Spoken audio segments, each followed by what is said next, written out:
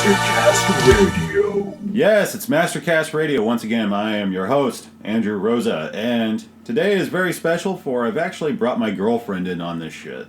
Everyone, please say hello to Erica. Erica? I didn't hear a hello. Well, you can say hello back, bitch. Well, hi. Okay, there we go. Now, if for some of my viewers from back in the day, you may remember her doing a few videos with me on My Life with Sega. Like we did the Power Ranger video together. We did that one. Yep. And I feel like we did a few others. Oh, Revolution X. Yes. For the Sega Saturn. That piece of garbage. Oh, piece of garbage. Piece of garbage. What are you talking about? It was I still brilliant. can't get that song out of my head. What was it? Eat the Rich? Yes. Yeah, it was Eat the Rich. You were just like, of all the songs from Aerosmith's catalog, it's just Eat the Rich constantly.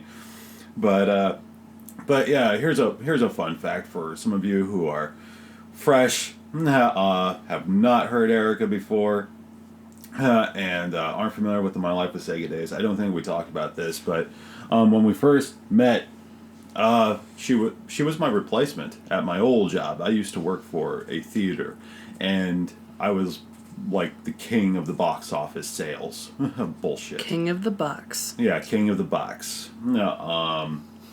And I finally got fed up with that fucking place after 8 goddamn years. And here I was leaving, and on my last day I met Erica. And we bonded in the box because I was having to train her in that department and whatever. And knew lots of dorky shit, but one thing in particular, well, the major thing was that on the POS system, that if you hit the little movie screen, because we had reserved seating at this shithole, and on the screen, if you press the little movie screen within that graphic, you press it, and in the seats would appear Tom and Crow from Mystery Science Theater 3000, and she instantly knew who the fuck they were. So I was really excited because I would show people that shit all the fucking time while I worked there, and nobody knew anything about MST3K. It was really sad. What I find really odd is that there's no Mike or Joel in that graphic. It was always just Tom and Crow in the shadows. Because that would cause fights among coworkers. because they would be arguing the 3 people out of like the 50 that worked there. It's like, no, it's Mike. No, it's Joel. No, it's Mike. Mike is better anyway. No, Joel was better. That's what I imagine would happen. But another thing, too, is that she grew up a Genesis kid. She actually got a Sega Genesis growing up. And Erica was born in 1990. I was born in 83. So I found it kind of interesting because at that time, I mean, I guess by the time when did you get the Genesis? 95, I think. 95 or 96. 95, 96. So you would have been 5 or 6, around there. Okay, so 95, 96, that's when the 32-bit age was up and running. PlayStation was out, Saturn was out. 96, about mid to late 96, the Nintendo 64 finally came out, but you had a Genesis.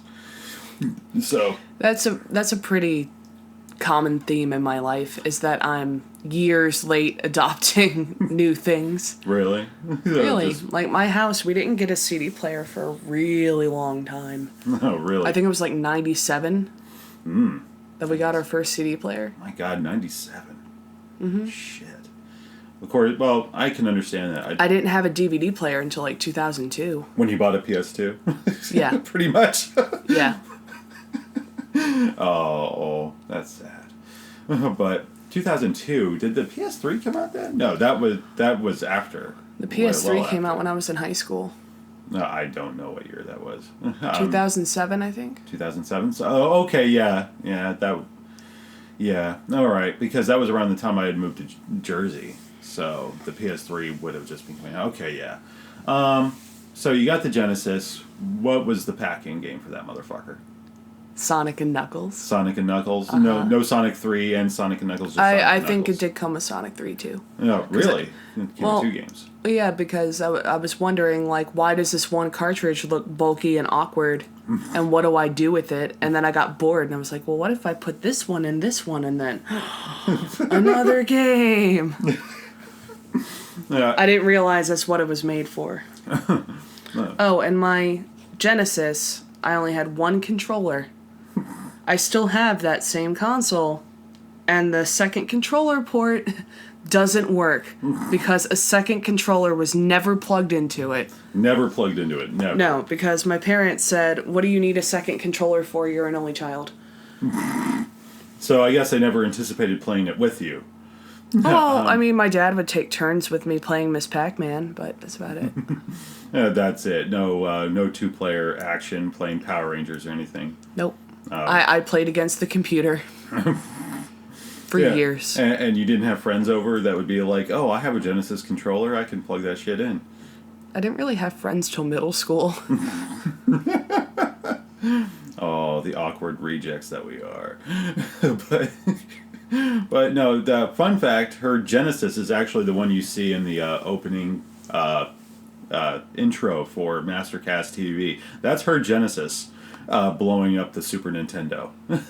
Because I traded my Model 2 because after my collection went up in the fire, I had to rebuild my collection and all that kind of shit. And here I kept like trading up on the Genesis because like I had a CDX for a very long time, but then I found compatibility issues with certain Sega CD games and all that kind of stuff, and it was very awkward to have a 32X resting on that motherfucker. I think you may have seen that setup before I sold it. Yeah, and it was just really weird, that mushroom sitting on that tiny CD Discman-sized Genesis thing. It was fucking weird. So then I moved up to a Model 2 Genesis, then I finally found a Model 1, and I was like, oh, I'm getting that, trading the Model 2. So I saw yours, and I'm like, that just looks more like a spaceship. So that works. But it was cool, finally. One of the things, it's terrible when you go to...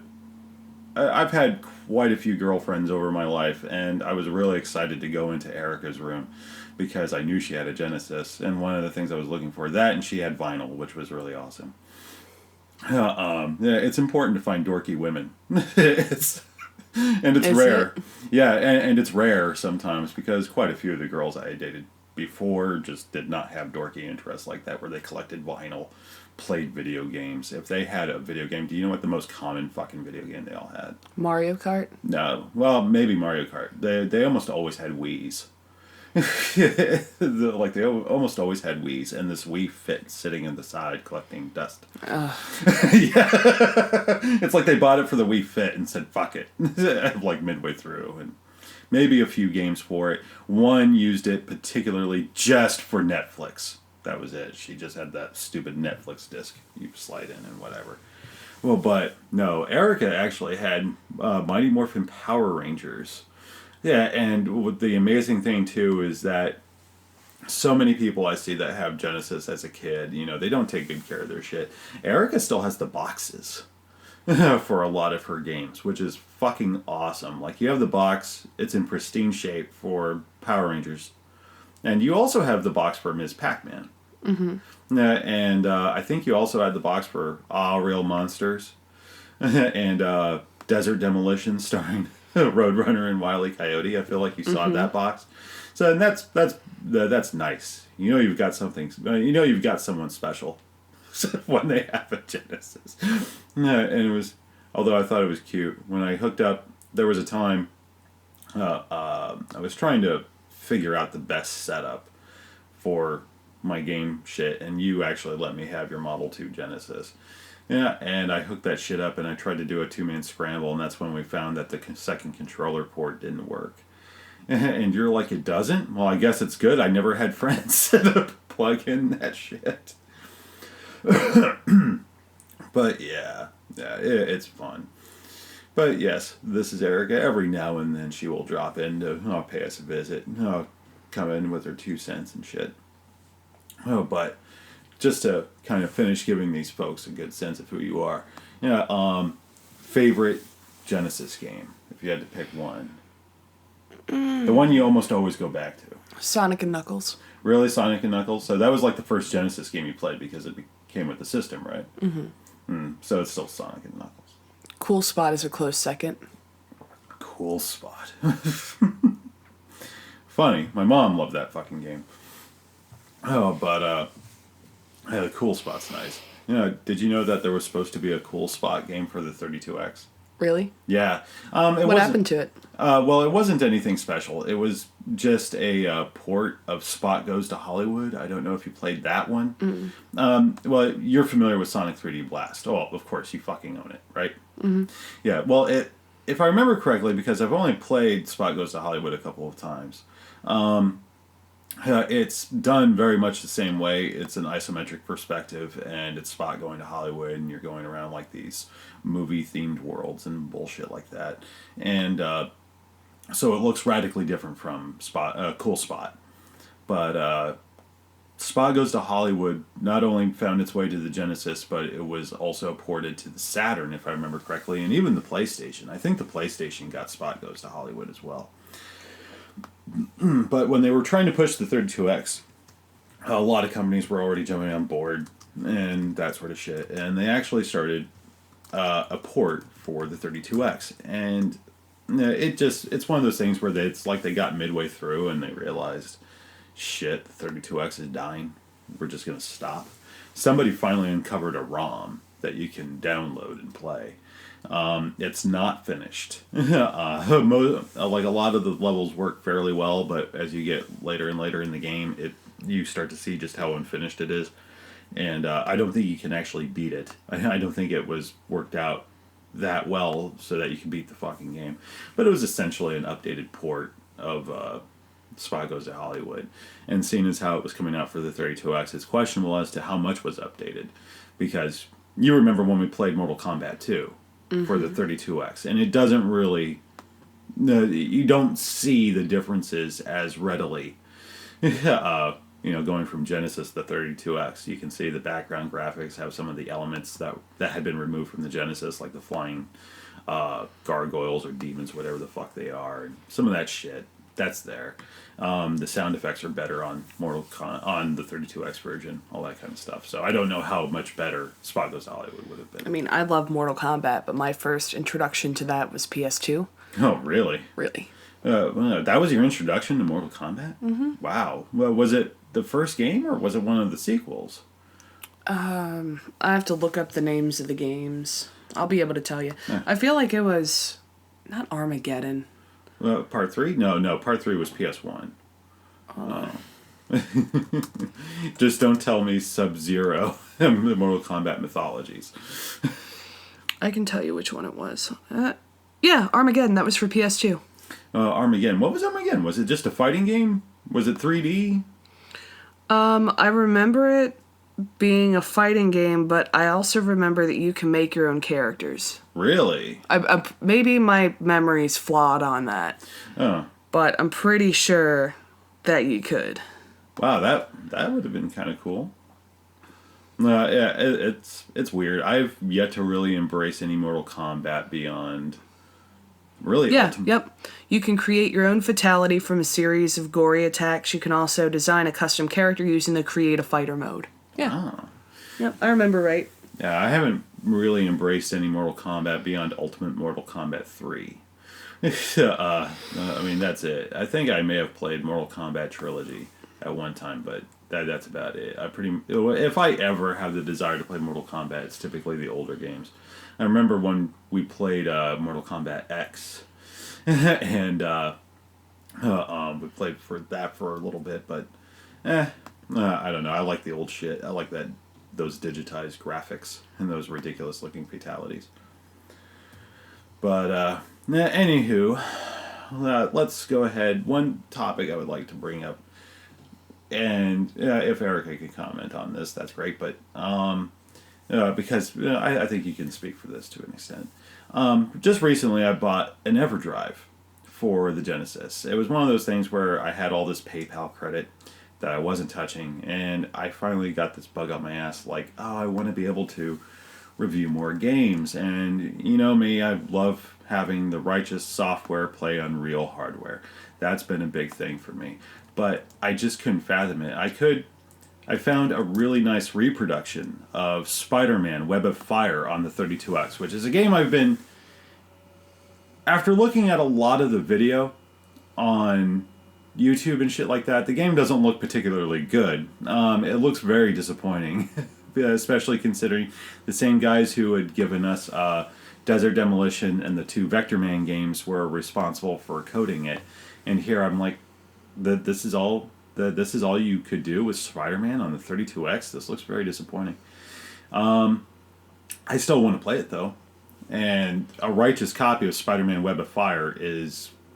Everyone keeps trying to sell it at something like $900, and that's just the cartridge. If you dare have it in the box, I've seen people try for as much as $1,500 trying to get Web of Fire, and it's just insane. I can't fathom spending that much. But I found a reproduction that was $45, and I thought, ooh, that's good. I'll get that. But then it was on Etsy, and I went there.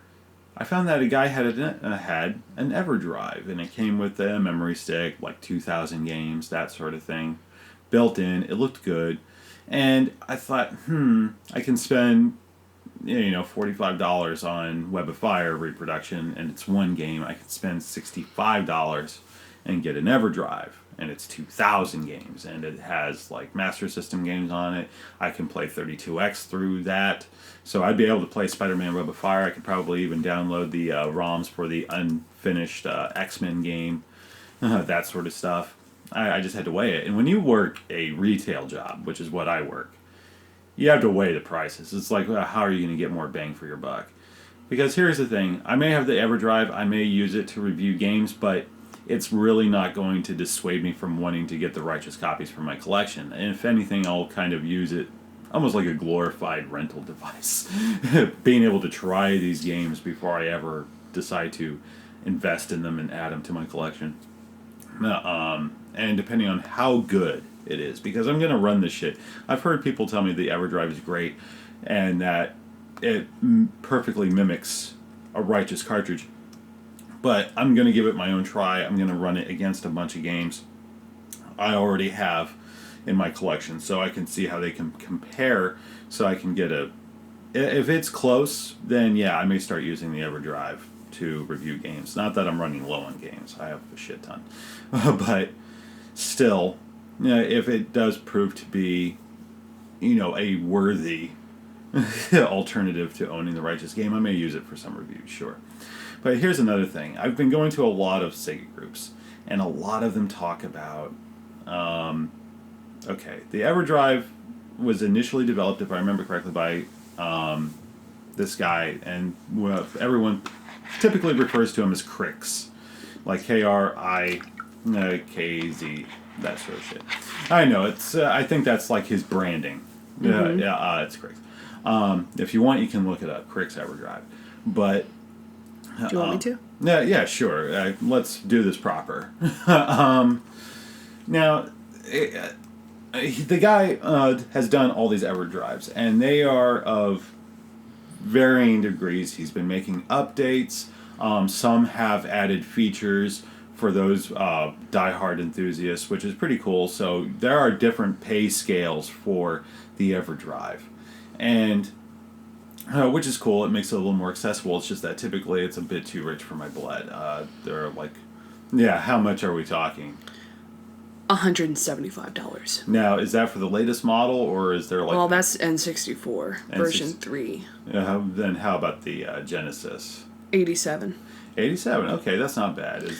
Version 2, 166. Wow. But that comes with, like, the fancy case. Okay. Like real Genesis games came in. Oh, nice. But, yeah, it's expensive. But from what I've been told, everyone who's bought an EverDrive from Krikz... the quality is very, very good. Like they've yet to have a single issue with it, and that's great. But here's the thing. Other people, of course, somebody does something, someone else is going to come in and try and do their own version of it. So there are other EverDrives being created, not by Krikz, but by these other guys. And they're typically referred to as like these Chinese knockoffs and that sort of thing.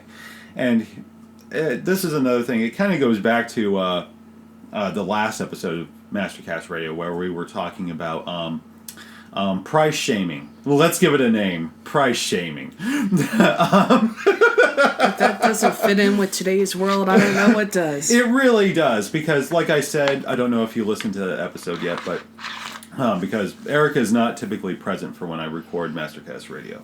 I talk about how people get ridiculed and ripped apart. Like if a collector dares put up a game and it's like, oh, Saturn Bomberman, $300, and people immediately jump up, where did you get that price? And are you fucking insane? That is ridiculous. It didn't cost this much last year, and blah, blah, blah, blah, blah. And even giving buyers shit. It's like, you spent too much. You shouldn't have done that. You should have waited. You should have done this, done that. And basically, in my argument, I say, you know what? Don't be a dick. If you see a game that's too expensive, just accept it and go, you know what? That's too rich for my blood. I'm sorry, I can't buy it. And you move the fuck on, because prices are always in a state of flux. Prices go up, they go down. And really, it depends greatly on the market. If there are enough people out there willing to buy a game for $300, then yeah, sellers are going to try and jump on that shit. Hardcore. But you know what? If they want to do that, it's their own fucking property. They can sell it for whatever they fucking want. You don't have to like it, but don't be an asshole. Don't go ridiculing them and shaming them off a goddamn message board because you feel they're charging too much for a goddamn game. And also, don't shame the people that have the disposable income to throw $300 at a game. Just don't do it. It's a dick. Don't be an asshole. That's all it is. Now, this kind of goes back to the whole thing with this, because now we have EverDrive shaming. that's a new fucking thing now, where if you mention that you got an EverDrive and you say, oh yeah, that Crix is the man, because some of these folks will just automatically assume that you bought an EverDrive, you bought it from Crix. Someone will say, well, I don't know who the Crix guy is, but I bought this here, and so far it's pretty good. And they're like, oh man, you shouldn't have done that. Those guys are just ripping Crix off. And it's like, really? Okay, yeah, I get that. It seems as if, again, I don't know the full story because I just kind of stumble upon this shit, that Crix had come up with the EverDrive. If that's the case, then fine, so be it. But here's the thing. A lot of people are kind of having this brand loyalty thing. And I get brand loyalty. Hey, I'm a Sega-centric gaming channel. I get brand loyalty. But here's the thing. As much as I love Sega, I collect for other game consoles. We have shit for NES, Super NES. We have Nintendo 64. We have all these things. So we don't have that kind of brand loyalty. No. If we want video games, we're going to buy them from whoever we enjoy them from. The only way I will say we have brand loyalty is when it comes to, like, Sony versus Microsoft. I guess. I mean, well, Microsoft and Sony kind of go hand in hand. Oh, you mean like consoles? Yeah. Oh, consoles. Because okay, yeah. we have where the TV stand. It's all PS1, PS2, PS3, PS4. Yeah, we don't embrace. And even your computer is a Sony Vaio. I've always had Vios, and they've always been great. I'm sad they don't make them anymore. Well, they do now. They've gone back to making them. Oh, really? Yeah. Not to talk trash against my MacBook, because I really like it. Yeah. Don't break down on me. I was initially going to get a Vaio, but then that was at the point where they didn't make them anymore, and I got a little sad about it. Yeah. No. Oh, you should see Mom's new laptop. It's a very thin, like Super Vaio. She got a new laptop? Larry insisted, because the paneling is popping off and the USB and the USB ports don't work, so she has a mouse connected to it and she has to like plug it in. It's like trying to get a cartridge to work. She's like all this kind of crazy shit. But a lot of folks have had this kind of brand loyalty, and I get it. Crix pretty much, whether or not he developed the whole thing in the beginning, if enough people have said it, I'm inclined to believe it. Okay, he's done the EverDrive thing. That is great.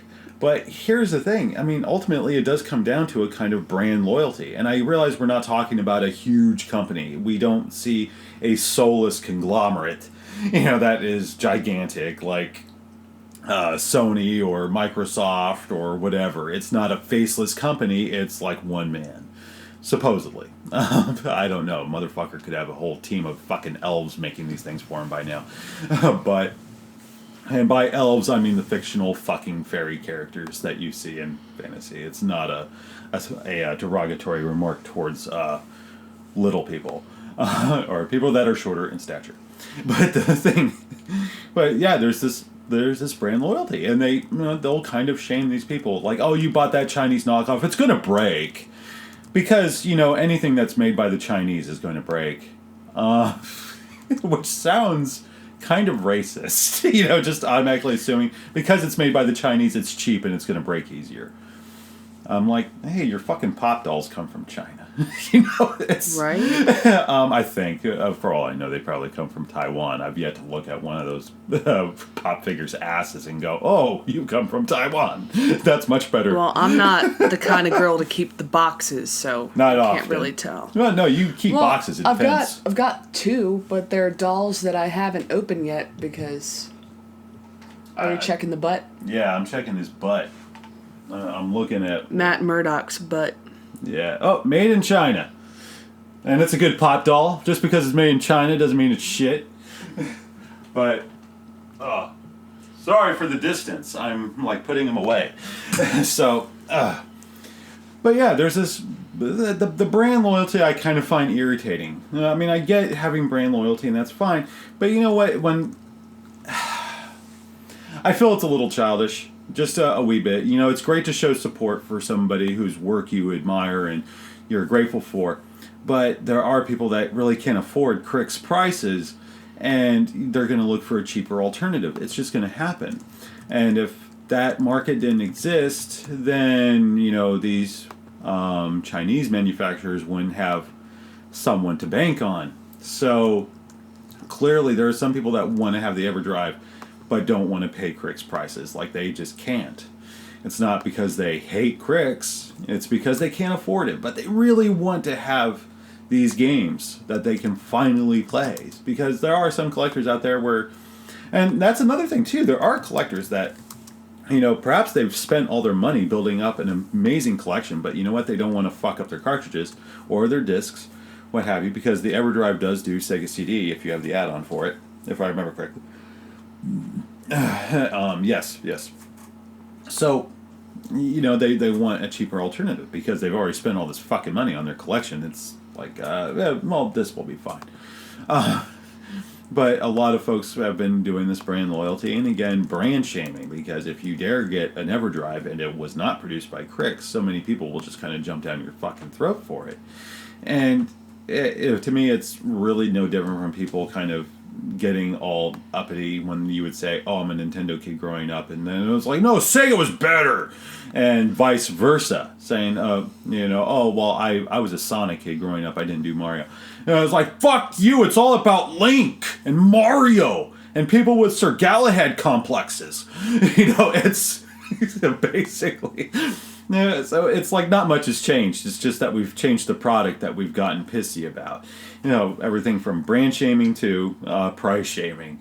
I hate using those terms now. I feel terrible for saying that shit because I hate the shaming thing. Don't get me wrong. I don't think people should be made fun of for their weight or made to feel bad for their weight or their height or whatever. It's fucking stupid. But just the term shaming. But yeah, I guess it is. It's price shaming and brand shaming. And like, folks, if you come across somebody who decided to go another direction, forgive the clicking. Eric Sorry. is constantly typing. I don't know to who. But, you know, go ahead, keep it. We're going to be hearing the clicking. I've already heard it for like a bit. But if you find that somebody has gotten an EverDrive and it's not Crick's, you know what? Be nice. Just be cool. You know? And on the flip side, if you find that somebody went Crick's and not your route, then you know what? Just be nice. It's like, oh yeah, you got to wave your money around and be happy about the brand that you chose to embrace. Just fuck it.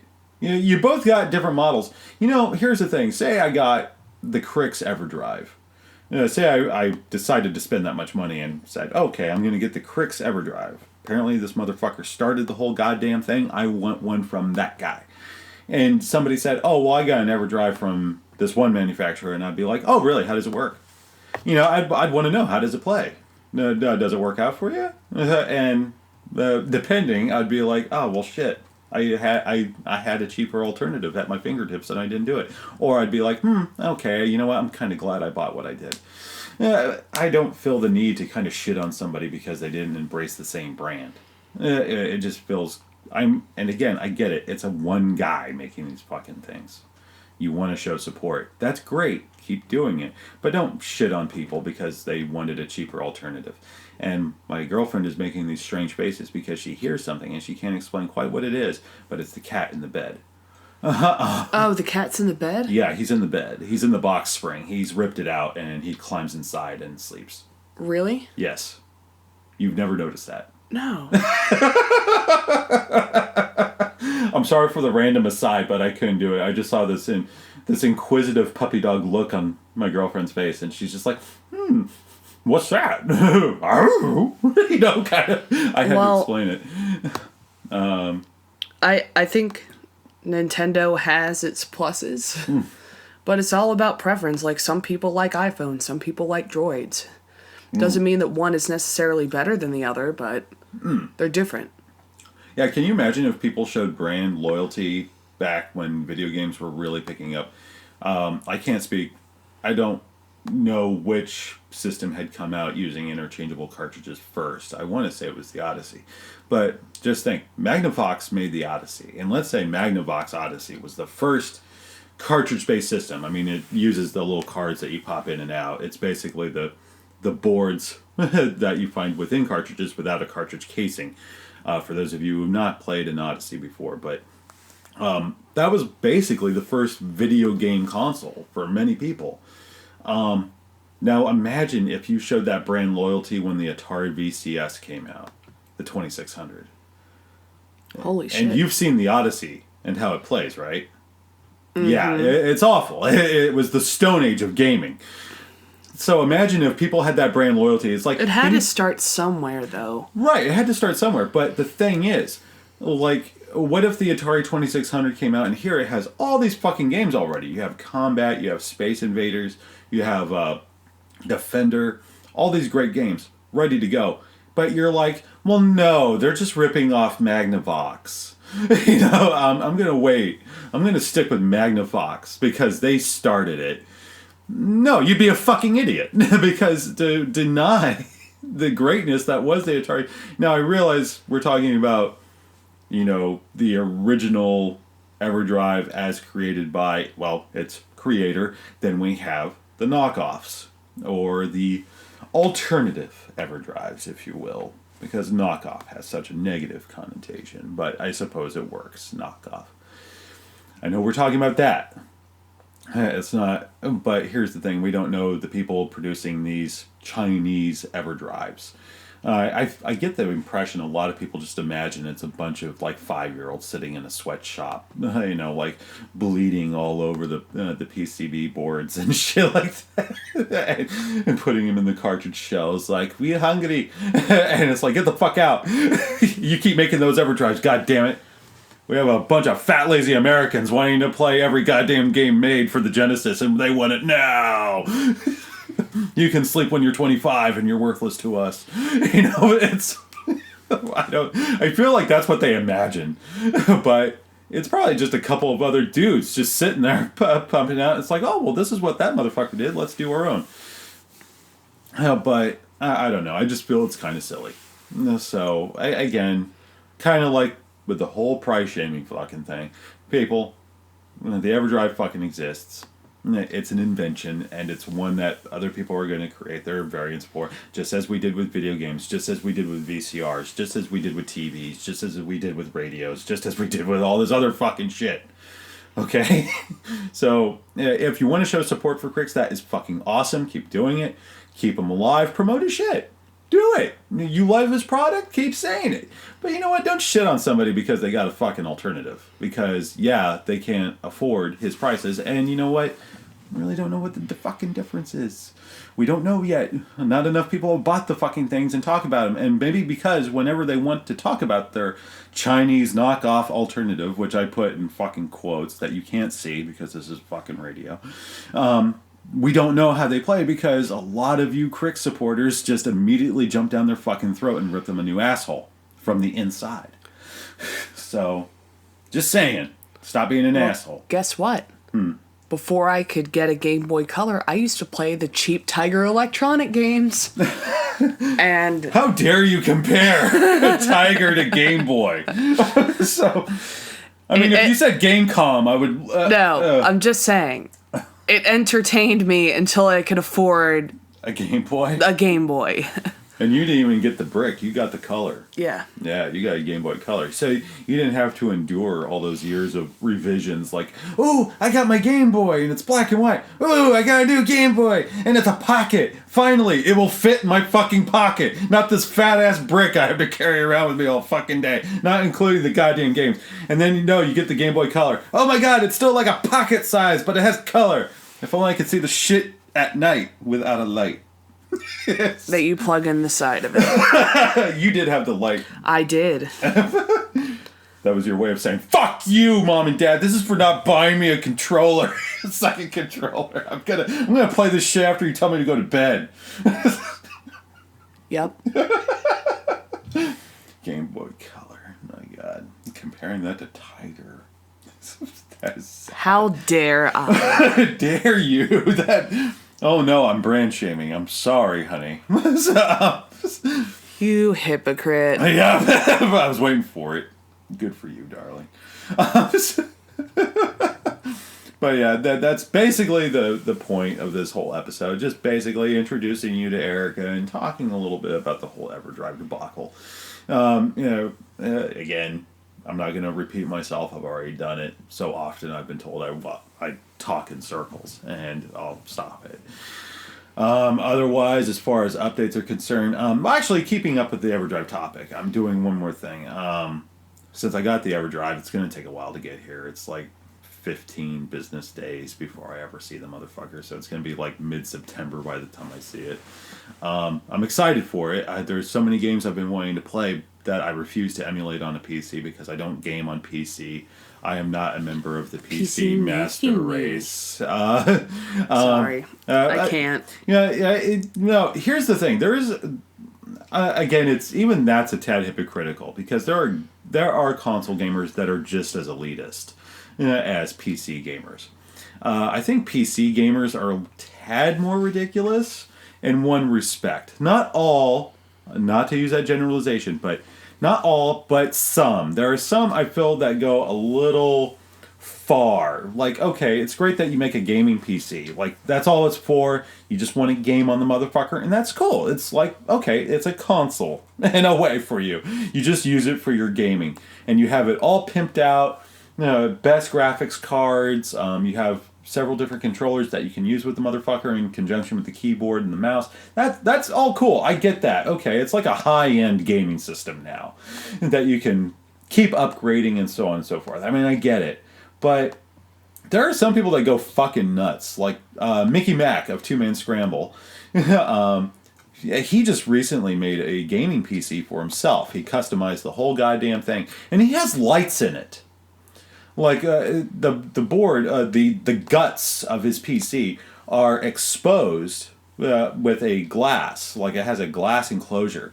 And he has all these LED lights going through it. And I'm like, are you going to put fucking hydraulics on this motherfucker too? I mean, is it going to like, thudum, down the fucking street?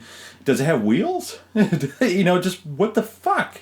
Why is all that shit necessary to play games? And he's like, well, I just want to customize it and make it look really cool. I'm like, why not make it look like a game machine? Why not make it look like an arcade cabinet? Why do you need to put all these fucking lights in there? And what the fuck are those fans? I know, right? And he's like, well, it gets really hot in there because I have so much tech in there. I'm like, okay, if you need that many fucking fans for your shit, dude, what the hell? Are you trying to crack the NSA database? I mean, just what the fuck? All these cooling units, and I feel it gets a little absurd, but I get it. There's more tech going into those units than a gaming console. I get it. Even modern day consoles, they'll only have maybe one fan in there to keep the chipboard cool, but damn, it's just nuts. But no, I don't game on my PC at all, and like not one iota. The closest I ever came was Words with Friends. That's as close as I get to PC gaming. But no, so here I got this EverDrive. I'm going to be able to play it on real hardware and using the ROMs, and that's going to be awesome. It's going to be way better than the At Games Genesis Portable, I hope, because oh my god, the sound on that thing is just atrocious. I remember playing Sonic and Knuckles for you on the At Games, and you're just like, you do that bitter beer face. The sound is garbage. Yeah, the sound is garbage. It is pretty goddamn bad. If you're at all familiar with what the Genesis should sound like, it's going to make you weep. But, like, I'm excited to get it, but I have some time. But the thing is that I don't really like the EverDrive sticker. I mean, it doesn't look bad on either version. But the one I bought really closely mimics, like, a Genesis cartridge, which is cool in terms of, like, the sticker design. It mimics the design pretty well. But I don't care for it to say EverDrive. I thought, you know what, this is where I'm going to customize it myself. Just a little bit. So, my good friend Michael Hearn over at Fanbrew Games is actually making me a label using some of my artwork from Mastercast TV to make a special label for my EverDrive. It's going to be a Genesis label, except it's going to have Mastercast TV shit on it, which is fun. I'm going to use that in the new intro and everything like that once it comes in. But, so I did do that. It's not quite covering it with lights and several fans and all this other kind of crazy shit, but still, I'm excited. I can't wait. But anyway, normally I would comment on comments from the last episode, but I'm just going to cut this one a little short today. And want to say thank you to Erica for joining me on Mastercast Radio. You're welcome. And the next time we have a game that we play together, perhaps we can discuss it, or even other gaming-related topics. Whatever. It's open. It's not as if we have a schedule. But anyway, thank you very much for listening, folks. As always, if you have questions, leave them in the comments, of course. And or if you want, you can also use Facebook. If you haven't found me on Facebook yet, you still can. I'm not going anywhere. And may I say one last thing before I go? If you are a Kevin Smith fan, please fucking see Yoga Hosers. If it's anywhere near you, go and see it. Give Kevin Smith a hug and a kiss by going and seeing this fucking movie. If it's too far of a drive, listen to our review. Yeah, actually, I was getting to that. We're going to leave a link for Raven Heights Radio Podcast, and we will leave it there. So if you want to hear how the movie is, there are some spoilers. Just a heads up, we will mention that before we get to anything too bad. But still, links in the description. Thank you very much for listening. Keep gaming. And off to the music.